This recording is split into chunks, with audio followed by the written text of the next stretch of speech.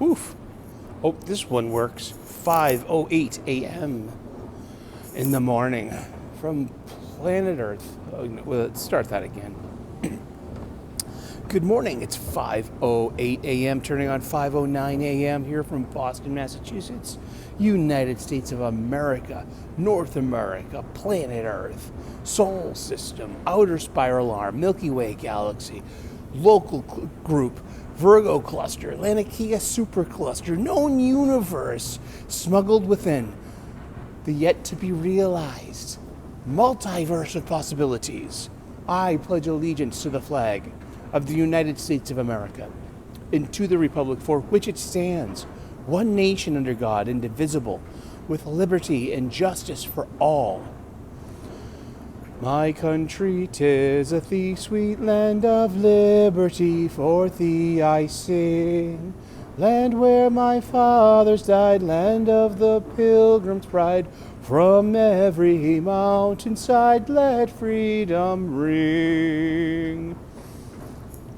Oh, say, can you see by the dawn's early light what so proudly we hailed at the twilight's last gleaming, whose broad stripes and bright stars through the perilous fight o'er the ramparts we watched were so gallantly streaming, and the rocket's red glare, the bombs bursting in air, gave proof through the night that our flag was still there. Oh, say, does that star-spangled banner yet wave o'er the land of the free and the home of the brave? Let's get it on. It's a rainy day here in Boston, Massachusetts. Sorry about yesterday's show. It was rainy and I was juggling my phone, and apparently the microphone connection went bonk, and I ended up with a 30-minute long silent movie. You know, talkies. They're not going to, you know what I mean? They're going to ruin. What are these talking movie pictures, you know? Nothing's going to beat silent film. Welcome to Live and Learn. It's the Morning Gratitude Show right here, homemade, baked fresh daily, or as often as we can. I wake up at 3:37 a.m. daily, Monday through Friday, with my heart already formatted to receive and extend gratitude. It's one of the founding principles of my life. I adopted a gratitude list about 5 years ago, and it's made the biggest difference. So I started off my gratitude list with the Foundation 8. It's just the way I roll. I know what works for me. I adapted, I adjusted, like a good football coach would tell you to do. So buttons, as Ma says. And let's go coffee. Let's put that back in your pocket there, Chief. Now I'm all wicked concerned about the headphones. We'll try this again. But I have backup headphones. I hope it's not the jack itself. I have to use one of these corded ones. I have an old iPhone. It's 6 years old now. It's an iPhone XS Max. And every time I use an AirPod, it sounds like that. Because, you know, I think the microphone on the phone itself is a little clogged up with dust and accumulative stuff. You know, I don't know. Whew. Hope everything's going well for you today. Hope everything's coming up roses, unless you hate the smell of roses like me. Ugh. You miss me with that shit, please. Ah, yes. So I start off my gratitude list with the Foundation 8. I am grateful for my family, my friends, my faith, my freedom. my health, my union job, a good night's sleep, and a solid breakfast. And from there, I elaborate. I got a good night's sleep. I'll get my solid breakfast at work.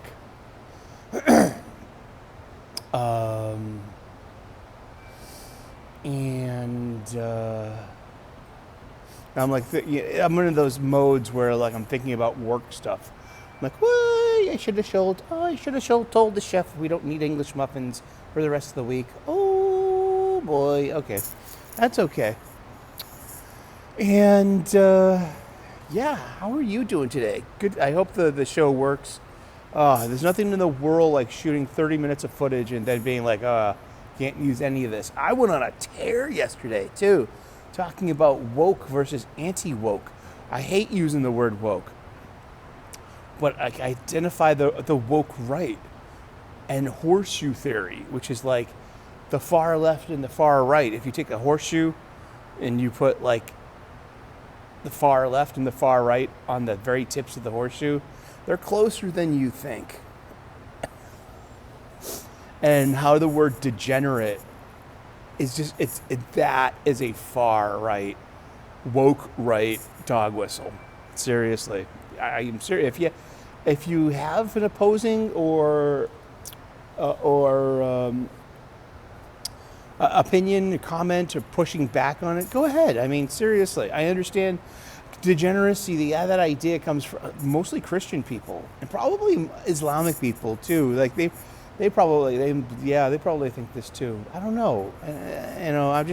I just know what I see on Twitter and YouTube, and I've been part of a YouTube culture for about 5-6 years now, and I only hear the word degenerate coming out of right-leaning channels and people, and they use it just as badly and as a cudgel as the left does, calling people Nazis, racists, bigots, ists. You just put any article in front of the suffix ist, ist, or same with phobe. You're an istophobe is a really funny way to put it. An incel. So it's out there in that coterie of words, used for the same purpose. But degenerate is just such a judgmental, icky word, stinky stuff, man. It's like, I get it. Humans are born with a certain quality and grace given to us by whatever Lord that you think the Lord is, sure.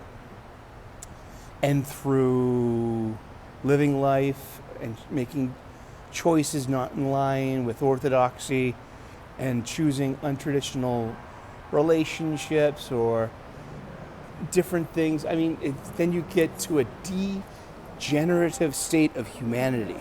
So if you're going to call someone a degenerate, you're literally thinking that they're less than human. Am I making this up? I mean, it's just a word we use. Stop being so serious. I don't know. I think you pretty much mean it. I read The Rise and Fall of the Third Reich by William Shirer 4 times in the past 30 years. So the whole, master race thing, that's because they considered themselves superior and that other races were degenerate. And that gave the Germans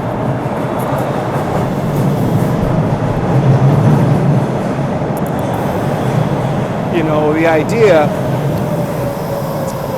to cleanse their land and culture of degeneration. Yeah, man, I'm not making this up. I read history. It's like a slippery slope going on to atrocity. That's just humans. Humans. Yeah, so I was going on for 30 minutes about the woke right and their use of the word degeneracy. And if they appeal to the spiritual Jesus Christ, the forgiving, redemptive Savior inside their hearts, they would forgive other people too and let people live. You come to the Lord on your own terms. We all do. But to call someone a degenerate, that's not being Christ-like. That's being very human and being very judgmental.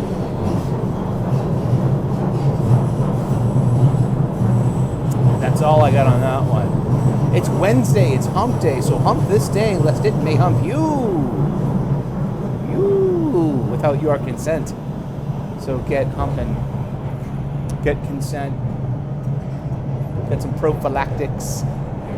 Some water-based lubricant if you need such things. Degeneracy. See, that's all those things right there will be considered degeneracy to somebody who does feel superior than you. Now, I have to admit it, yes, the left have a lot of weirdos. Sorry. That's why you lost the election. You know that, right?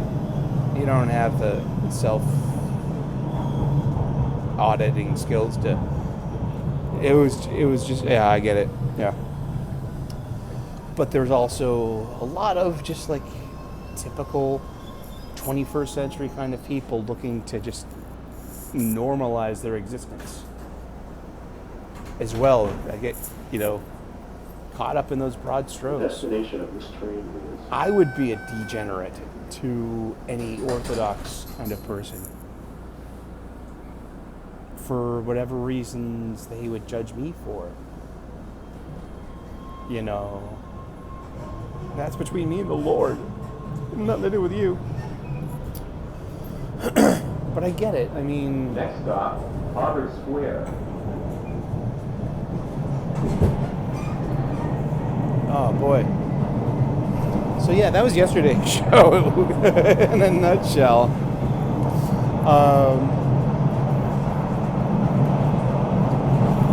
Today's show, well, just gratitude. What am I grateful for? I'm grateful for lots of things. My family. We're all making plans to have a reunion in Florida. That's where everyone lives. And they all want to be in a bed and breakfast house. Which I heard it's sneaky because, like, after the fact, they'll charge you thousands of dollars for cleaning costs. I don't travel very well. I'm allergic to a bunch of shit. Then comes my panic and anxiety. I have a driver's license, but I don't drive any places.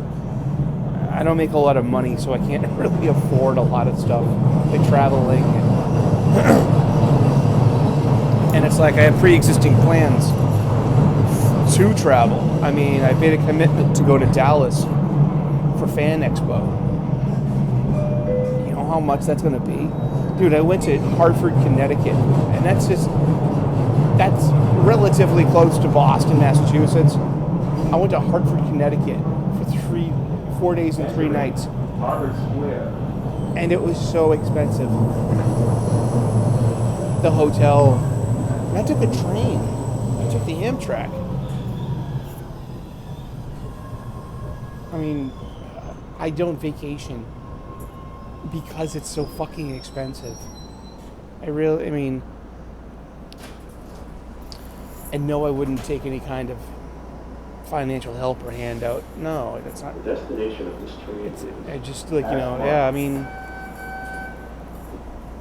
it's not about that. It's more of like, and with moving and all my expenses rising, oh God, all this stress and anxiety. But your stress and anxiety are literally all in your head too. Everything's negotiable. Everything, you have to come to a point and realize, sometimes if you've been through enough therapy, you can realize, have that little therapist voice in your head and be like, I understand that you're feeling stress and anxiety because you're overthinking and you're coming to conclusions with your expectations, with your hopes and your worries, but hasn't everything worked out so far to this moment? What is all that overthinking, all that worry, And all that hope. What does that all help? How's that helped? Hasn't it only distracted you? Has it just been the churn of your mind? So yeah, they want to meet up in April. We'll see if, I don't travel well. And I get so moody. And then it's like, and I tend to ruin other people's good times with my moodiness. And that's my impact on people. And that's the cross I bear. And that's like something that I've been working through all my adult life.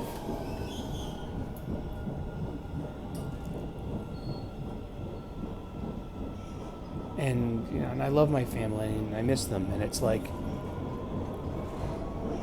and I wish that like we had plans like this when my mom was still alive.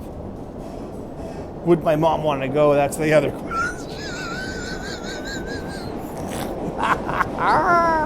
I know. And I can bring some of her ashes and then we could do something, very... my mom didn't want an obituary. She didn't want her name on the gravestone. She didn't want a mass card. She didn't want a remembrance card. She didn't want a ceremony. She didn't want a burial. She didn't want anyone. She wanted just to fade into the sunset. It was her wish. I can abide by that. But by her choosing that, she took away our tribal right, R-I-T-E, to mourn our dead, and the organized and accepted familial and social kind of way.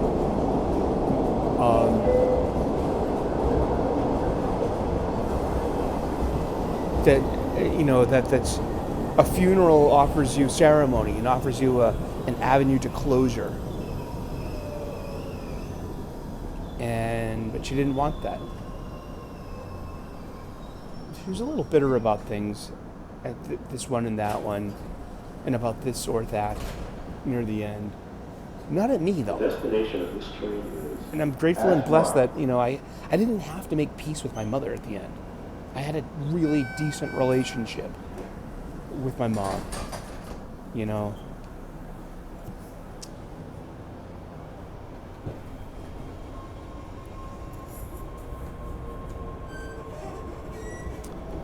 So maybe we can do something, just... Next stop, Maybe if there's any access to the Gulf Stream, since we're in Florida, I think that would be a good place to put Mom's ashes. She can go see the world, literally. Put some of her ashes in the Gulf Stream.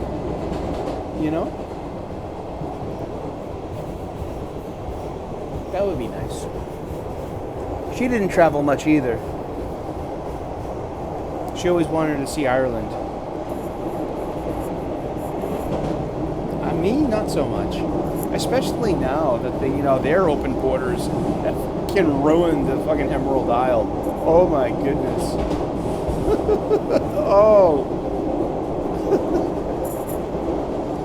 Oh geez, Britain, UK, Ireland, you fell for it, whatever postmodern trap. Man, you really fell for that one. You gotta claw your way up. Maybe gratitude can help you. Because, if I take the personal metaphor of you're in a pit that you dug and you can't get out.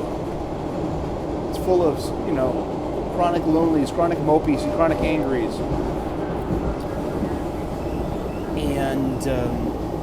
But gratitude can build you a ladder. And every blessing that you write down is another rung on that ladder. It's going to help get you out of that pit.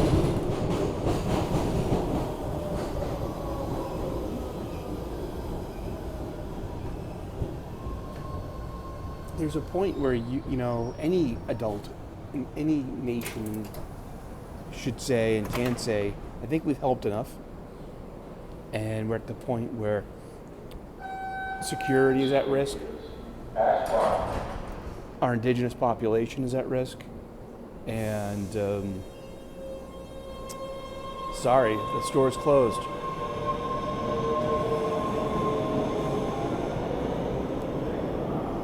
Thank you, train. Thank you for your service.